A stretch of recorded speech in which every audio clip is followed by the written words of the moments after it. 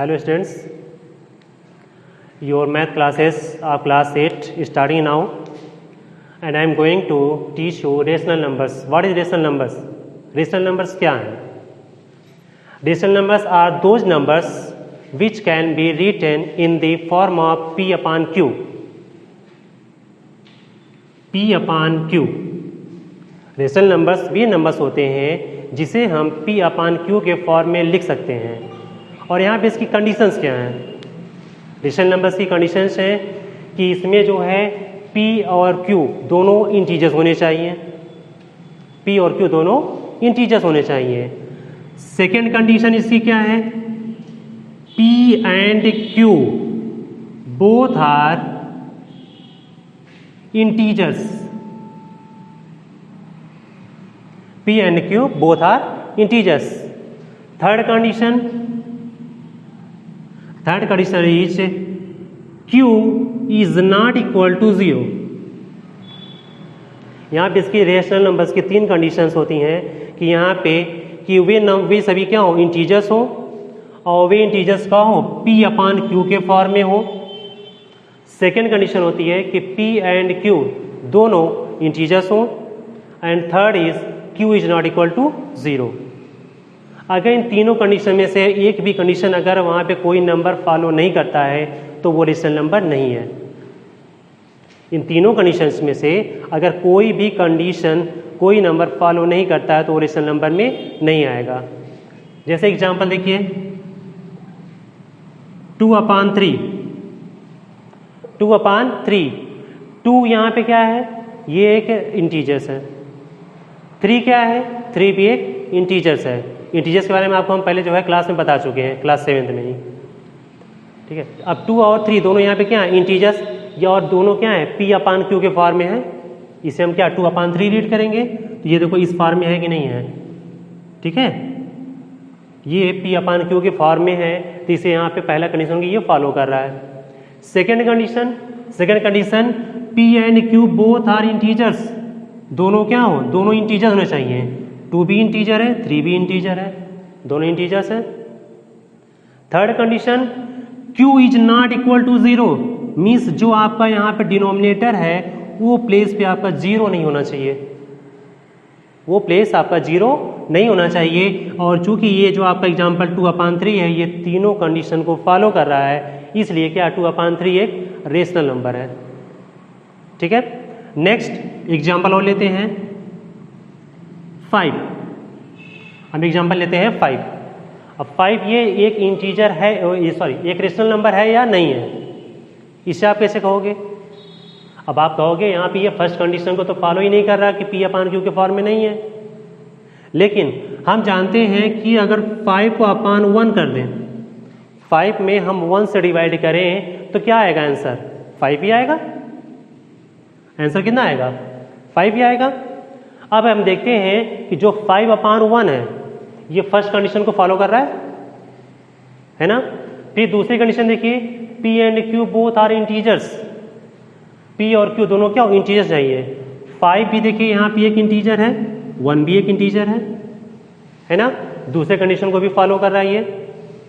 Third condition है Q is not equal to 0 means denominator वो 0 के इक्वल नहीं होना। यहाँ पे 0 नहीं होना चाहिए, यहाँ पे क्या है 1 है, इसलिए क्या है ये तीसरे कंडीशन को भी फॉलो कर रहा है। इसलिए जो केवल 5 होगा, 5 भी क्या होगा? एक रेशनल नंबर होगा।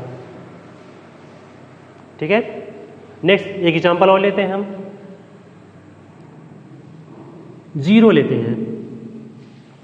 0। अब 0 ये रेशनल नंबर है या नहीं है? 0 क्या है? 0 इंटीजर तो है, 0 इंटीजर है ना। तो 0 में अगर हम किसी नंबर से डिवाइड करेंगे, अगर हम सपोज करें यहाँ पे 1 से डिवाइड करें या 2 से भी डिवाइड कर सकते हैं, किसी भी नंबर से डिवाइड करें तो आंसर क्या आएगा आपका? 0 ही आएगा। आंसर क्या आएगा आपका? 0 ही आएगा। अब यहाँ पे आप देखिए 0/1 हमने यहाँ पे किया है। ये 0 क्या है? इंटीजर है, 1 भी इंटीजर है, फर्स्ट कंडीशन को फॉलो कर रहा है। ठीक, सेकेंड कंडीशन देखते हैं P and Q both are integers. 0 भी इंटीजर है, 1 भी इंटीजर है, इस कंडीशन को भी फॉलो कर रहा है। थर्ड है आपका Q is not equal to 0 means denominator आपका 0 नहीं होना चाहिए। तो यहाँ पे डिनोमिनेटर हम न्यूमरेटर की बात नहीं कर रहे हैं। डिनोमिनेटर आपका 0 नहीं होना चाहिए। न्यूमरेटर आपका 0 है तो वो चलेगा, वो वहाँ पे राइट है, लेकिन डिनोमिनेटर आपका जिसे आप क्यू कहते हो वो आपका 0 नहीं होना चाहिए। इसलिए ये तीनों कंडीशन को फॉलो कर रहा है, इसलिए 0 भी क्या है, एक रेशनल नंबर है। 0 भी क्या, एक रेशनल नंबर है। एग्जाम्पल और लेते हैं।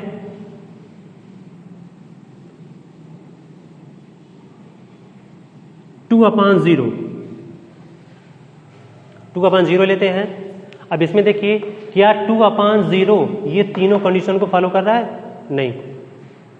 देखते हैं पहला कंडीशन P/Q, तो देखिए P/Q के फॉर्म में है 2/0, पहला कंडीशन को फॉलो कर रहा है।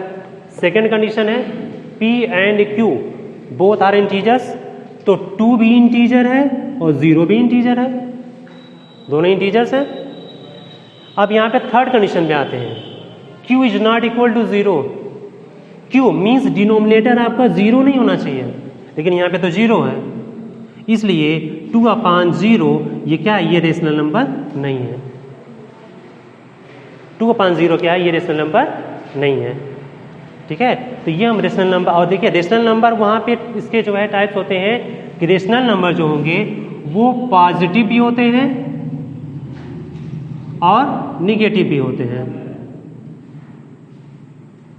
ठीक है, जो रेशनल नंबर होंगे वो क्या होंगे, वो पॉजिटिव भी होंगे और निगेटिव भी होंगे, दोनों होते हैं। अब हम यहाँ पे लिख देते हैं, अगर यहाँ पे -2/3, -2/3, तो -2/3 ये क्या है। अब यहाँ देखिए तीनों कंडीशन को फॉलो कर रहे हैं कि नहीं कर रहे हैं। P/Q के फॉर्म में है, P और Q दोनों इंटीजर्स होने चाहिए, -2 भी इंटीजर है, 3 भी इंटीजर्स है, दोनों इंटीजर्स हैं, and Q is not equal to 0। Q यहाँ पे 0 भी नहीं है, इसलिए यहाँ पे क्या है, -2/3, यह भी एक रेशनल नंबर है। अब नेक्स्ट आता है यहाँ पे स्टैंडर्ड फॉर्म।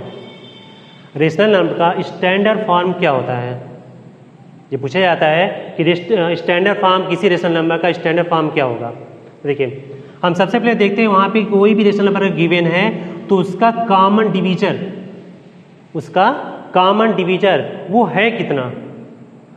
तो किसी भी रेशनल नंबर को स्टैंडर्ड फॉर्म में जो है कन्वर्ट करने के लिए जरूरी है कि उसका वहाँ पे जो कॉमन डिवीजर हो वो 1 हो, कॉमन डिवीजर वो 1 हो।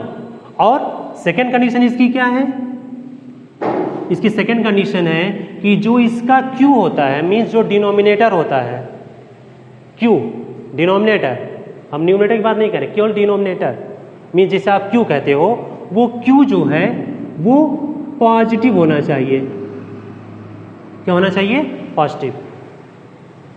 कोई भी रेशनल नंबर स्टैंडर्ड फॉर्म में तभी कहा जाएगा जब उसका कॉमन डिवीजर 1 हो और उनका जो Q है वह क्या हो, पॉजिटिव हो। अब जैसे यहाँ पे हमने कहा 3/7। अब यहाँ देखिए ये जो है एक रेशनल नंबर है 3 और 7। 3 के जो है यहाँ पे इसके डिवीजर होंगे वो होंगे क्या, 3 and 1। 7 के जो होंगे यहाँ पे 7 and 1। जो इसके डिवीजर होंगे, 3 का डिवीजर 3 and 1, 7 का डिवीजर 7 and 1। अब आप देखिए दोनों में यहाँ पे 1 कॉमन हो रहा है, दोनों नंबर्स में 1 यहाँ पे कॉमन हो रहा है, इसलिए यहाँ पे हम कह सकते हैं कि ये क्या है, कॉमन डिवीजर इसका 1। पहले कंडीशन को ये फॉलो कर रहा है। Second condition Q positive, Q क्यों होना चाहिए, पॉजिटिव। तो यहाँ देखिए जो 7 है, 7 क्या है, पॉजिटिव है ना, इसलिए हम कह सकते हैं कि 3/7 ये क्या है, स्टैंडर्ड फॉर्म में है। 3/7 स्टैंडर्ड फॉर्म में है। एक एग्जाम्पल और लेते हैं, अगर लेते हैं यहाँ पे 2/-3, ये स्टैंडर्ड फॉर्म में है। देखें यहाँ पे 2 का जो यहाँ पे डिवीजर होगा वो 1 and 2 होगा, -3 का जो डिवीजर हो जाएगा यहाँ पे ये 1 and 3 होगा। लेकिन यहाँ पे कॉमन डिवीजन 1 तो हो रहा है, लेकिन जो यहाँ पे Q है मीन्स यहाँ पे जो डिनोमिनेटर है वो निगेटिव है।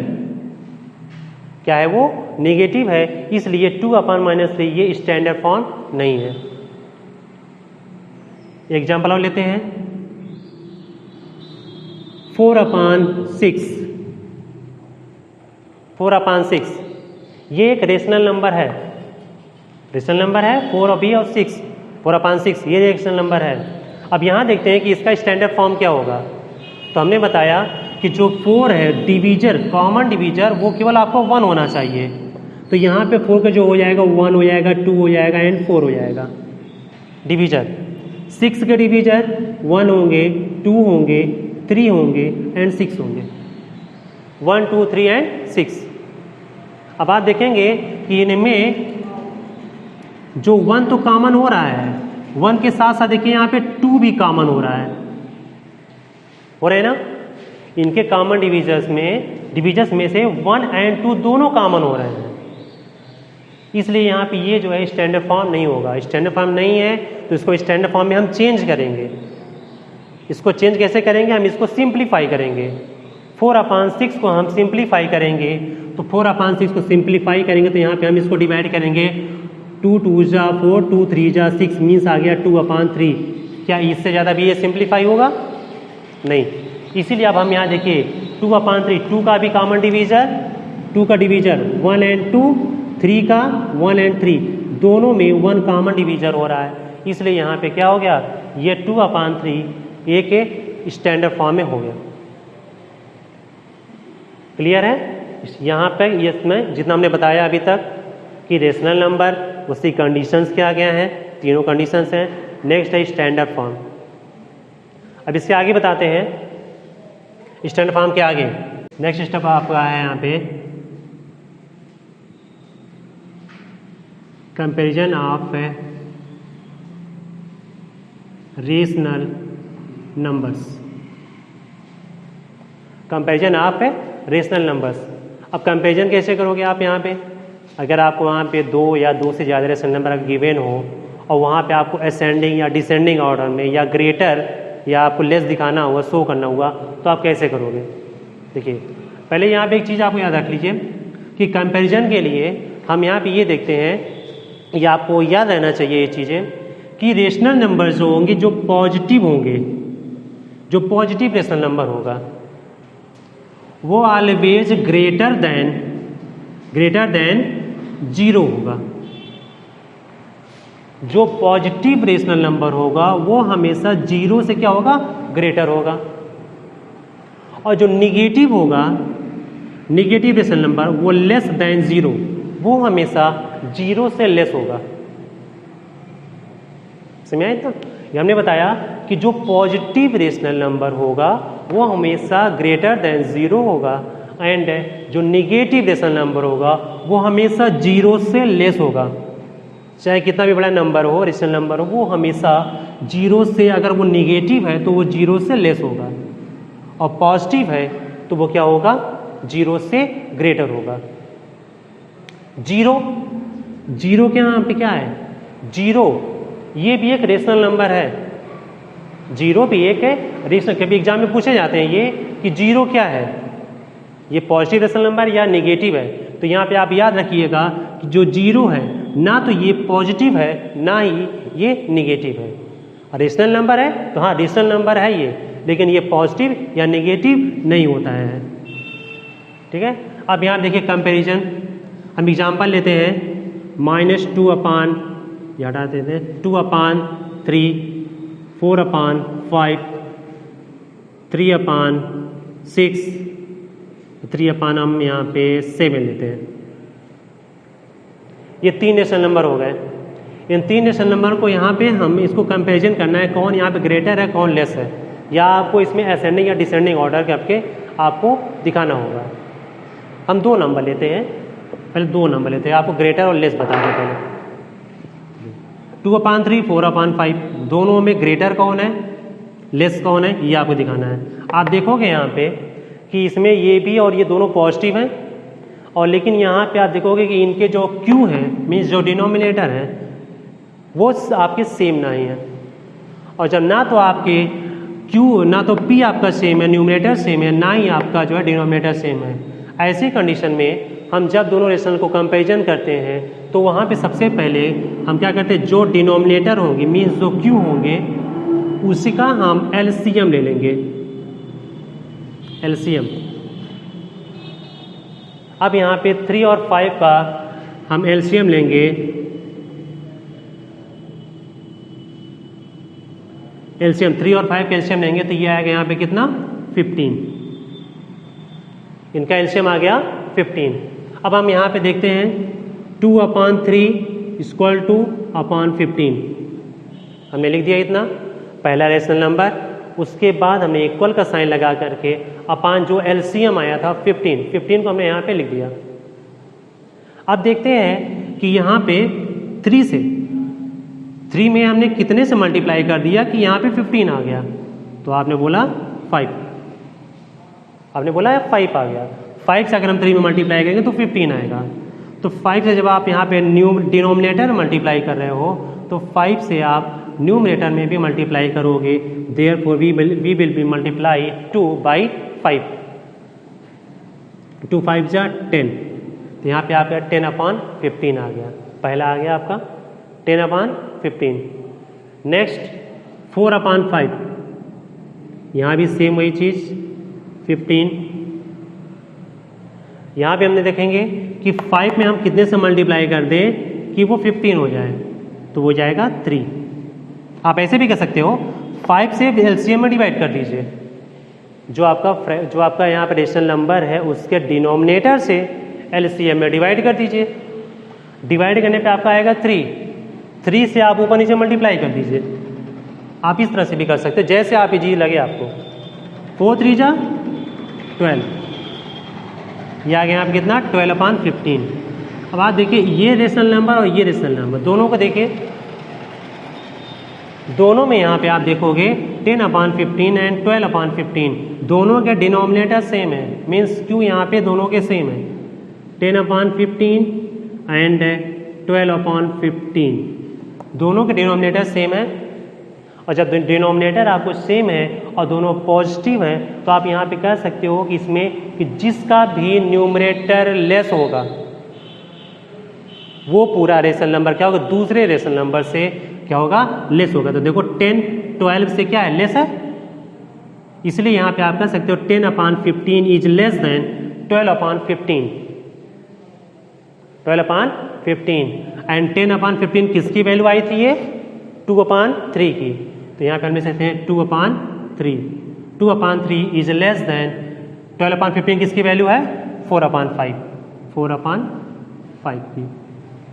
तो ये हम यहाँ पे कंपैरिजन कर सकते हैं इस तरह से कि 2/3 जो था वो क्या है 4/5 से लेस है।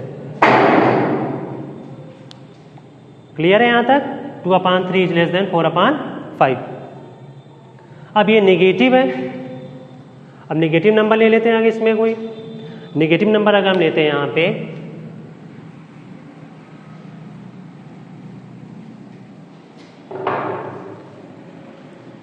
-5/7 एंड -3/5,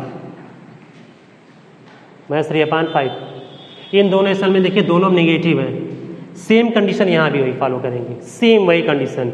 आप यहाँ नेगेटिव साइन को अभी कुछ देर के लिए छोड़ दीजिए, नेगेटिव साइन कुछ देर के लिए हम यहाँ पे इसको छोड़ देते हैं। -5/7 एंड -3/5, -5/7 देखिए यहाँ पे दोनों के डिनोमिनेटर क्या है, डिफरेंट है, 7 एंड 5। हमने क्या बताया, दोनों का आप यहाँ पे एलसीएम लिया। अगर आपके 2 या 2 से ज़्यादा भी रहते हैं तो भी जितने भी रहेंगे सबके डिनोमिनेटर का एलसीएम निकाल लीजिए। ये आप अपनी जो है पिछली क्लासेस में जो है पढ़े होंगे, 7 एंड 5 दोनों का यहाँ पे आप एलसीएम निकालेंगे। तो LCM of 7 and 5, LCM of 7 and 5 कितना हो जाएगा, आप एलसीएम निकाल लीजिएगा 35। देखिए एलसीएम आपका 35। वही प्रोसेस, फिर फर्स्ट रेशनल नंबर लिखेंगे -5/7 इक्वल टू एलसीएम कितना आया 35। यहाँ के डिनोमिनेटर से एलसीएम में डिवाइड करिए, कितना आएगा 5। 5 से आप ऊपर नीचे मल्टीप्लाई कर दीजिए, हो गया 5 5 जा -25, ये हो गया।